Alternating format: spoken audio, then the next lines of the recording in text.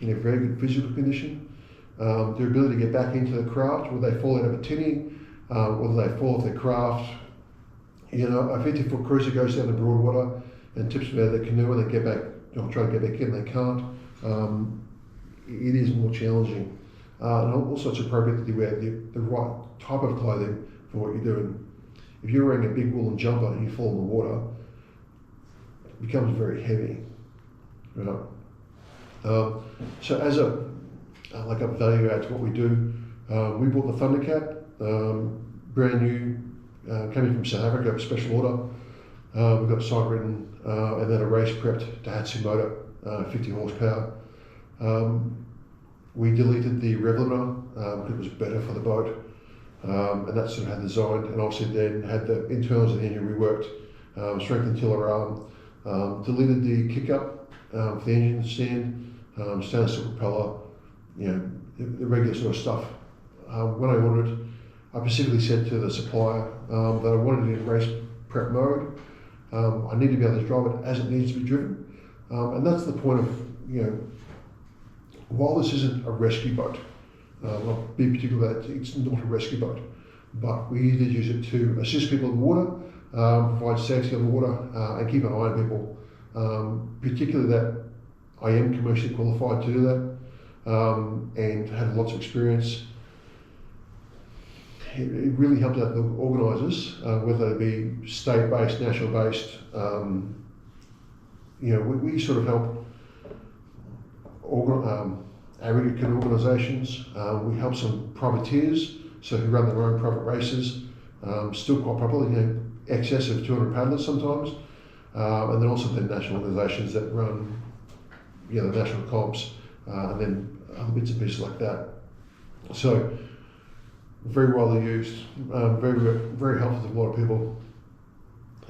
As doing that, we put a lot of people out the water. In 2023, I did about 34 events, so about 34 days of events. Some of these races are, you know, point A to point B, and it's just one race. Some of the races are like, you know, day racing.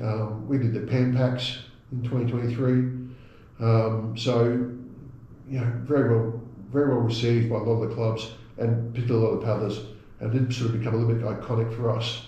They find out of it with Thundercat. Thundercat was a lot to drive. Point of having a rescue style craft, and again, not a rescue boat, but you need to be able to throw it around. You need to be able to put it in the places you need to be, and the days that you use it aren't always ideal. You know, events are planned months in advance, and you can't pick the weather for the day. And in saying that, a lot of the paddlers like it to be a little bit rough or windy because they like downwinding. So manipulating the boat in a fashion that you need to be able to do it, you know, is part of being the operator of the boat. This photo here is me up at Rainbow Beach. Some paddlers paddled out through the surf break. The person in the front of the canoe in C1 got hit front on with a wave, and as they were only a fairly light paddler, and they got thrown into the back of the seat. I believe they've cracked a vertebrae. I got signalled to come and collect them. I was out in the water with them, you know, 20 metres away or something, and I've gone and collected this lady and brought her back into the beach. Normally when I drive the Thundercat onto the beach, I'll basically sit on the back of the wave, and as it breaks and it gets close to shore, I'll drive over the top of the wave and land on the beach. With this lady having a back injury, the short discussion with her and communication on the beach, the best way to bring the boat in was to gently approach the beach. It did mean that we caught more wave because it was like a beach break, but that was the gentlest option for her spine on the day. Another value add we do for the paddling community, because I am commercially trained, is that I offer a VHF radio service. So a lot of the clubs will have a handheld radio system, and they'll have multiple handheld radios. The problem with that is, particularly like, say, somewhere like Mooloolaba, when the racers go offshore around Point Cartwright and then head down towards Caloundra, as soon as you get around the point, handheld radios are pretty much useless. And obviously, when you use a VHF radio, you are broadcasting to everyone, not just the person you're looking to speak to. So it's part of offering a professional service. We have the handheld radio, VHF radios available, give much better range, and importantly, when there's a safety concern, the communication clear and effective, and we get the point across. Particularly handy for the race coordinator, or race director on the beach, or the time intent.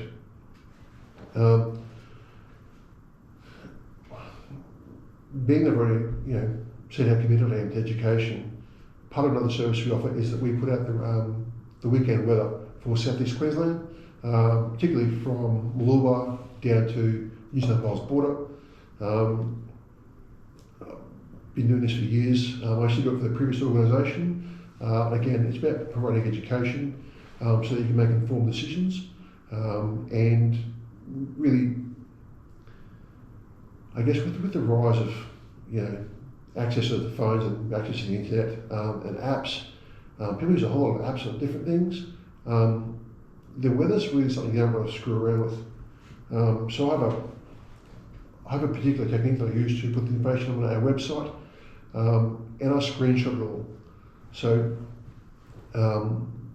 many years ago, there was a container ship that lost a heap of containers off Sydney, and then finally made its way up into Brisbane. And there's, essentially when they containers to a container ship, they chain down to the bottom to the hull of the ship. So if you lose one, you lose a whole row, and rather than dropping a container in the ship and piercing a hole in the ship, they all just fall off the side. Yes, you lose all the containers, and yes, they float around the ocean, but it doesn't sink the ship. So when I saw that happen, I looked up the wave buoys, because I did that a lot, and particularly for that day off Sydney, it was quite rough. I then looked on social media at the weather report put out by one of the local rescue organisations down there, and it was wrong. They put in like 2.5 metres, and it was really like 10 metres.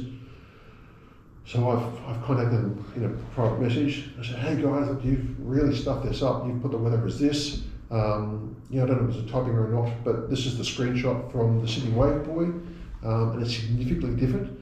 You guys should have the education to be aware of this. And they were kind enough to threaten to sue me for defamation and embarrassment, really.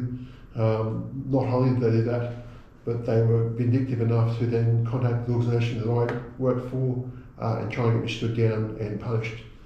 So congratulations to them for being lovely people. I am, however, hard to push over. I sent them a 95-page response of how they can go inseminate themselves. So information is important, accurate information is important. So if you go into the Australian Watercraft Registry website, go into the weather tab, we put that up every week, and you'll see that it's all screenshot. So I can't make a typing error on that. And it's all come from BOM, or Bureau of Meteorology. So really, it's good quality information. We post the land weather, and land weather will be in kilometres an hour and temperature. We post the coastal waters forecast for the areas, so Sunshine Coast, Moreton Bay, and the Gold Coast, and particularly the wind speed for that is in knots, not kilometres an hour. And when you look at the marine forecast or the coastal waters forecast, it'll say chance of rain 20%. But when you look at that for Moreton Bay, if you look at the Brisbane land forecast, it'll only just say chance of rain 20%. It'll also the amount of rain you're expecting. So sometimes it'll say 50% chance of rain, but only 1 millimetre. Sometimes it'll say 50% chance of rain, 150 mil. We say 150 mil, probably a bit higher percentage than that, but you understand the chance of rain and the amount you're expecting. So you can make, again, informed decisions. If it's a 25% chance of rain of 50 mil, you probably don't want to go out in a tinny, particularly don't want to get kayaking.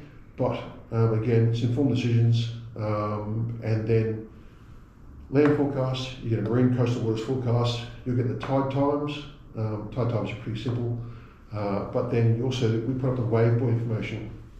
So there's a wave buoy at Mooloolaba, There's one at Caloundra. There's one off Brisbane. So the Brisbane wave buoy is off Moreton Island, eastern Moreton Island. There's a northern Moreton Bay one, and a Gold Coast one we use. There are other ones. So there's one at Palm Beach. There's one down at the Tweed. There's a Tweed offshore one. But really, the ones that we provide are enough information that you can make a successful decision, or a fairly accurate decision.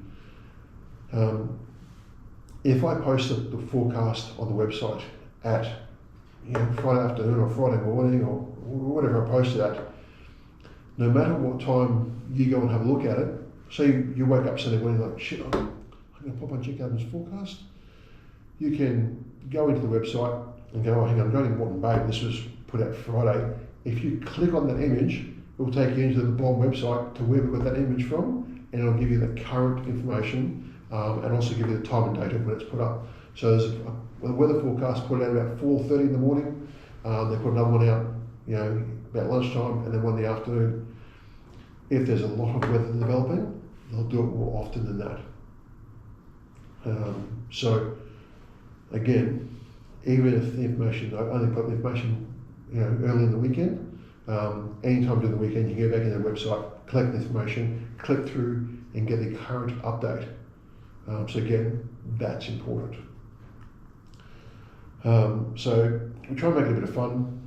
Always start the same way. I post it on Facebook as well. US President, like a bit of sailing, and we give a bit of a rundown. We don't give a full rundown because I want you to go look at the data. I want you to go to the website and